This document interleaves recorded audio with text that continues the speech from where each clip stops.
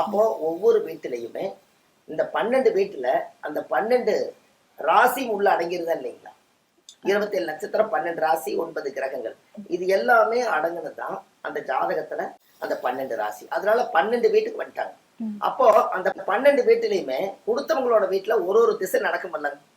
ஒரு வீட்டுல சூரிய திசை நடக்கும், இன்னொருத்தர் வீட்டுல போய் வாங்கினாங்கன்னா சந்திர திசை நடக்கும், இன்னொருத்தர் வீட்டுல போய் வாங்கினா செவ்வாய் திசை நடக்கும், இன்னொருத்தர் வீட்டுல புதன் திசை, குரு திசை, சுக்கர திசை, சனி திசை, ராகு திசை, கேது திசை. இந்த 9 திசையும் 12 வீட்டுக்குள்ள இந்த 9 திசையே உடைய ராசியில உள்ளவங்க அத்தனை பேரும் ஆசீர்வாதம் பண்ணி இவங்களுக்கு அந்த மஞ்சள் குங்குமத்தை கொடுத்துட்டா இவங்க மங்களகரமா வாழ்றதுக்கு அந்த 12 வீடே சாட்சி. அப்ப இப்படி வரும்போதுதான் உங்க வாழ்க்கையில அவங்க நல்லா இருப்பாங்க. இதுக்கு ஏதாவது பெரிய பரிகாரத்துக்கு காசு செலவு கிடையாது. ஆனா ஆசீர்வாதம் அதுல இருக்கா இல்லையா?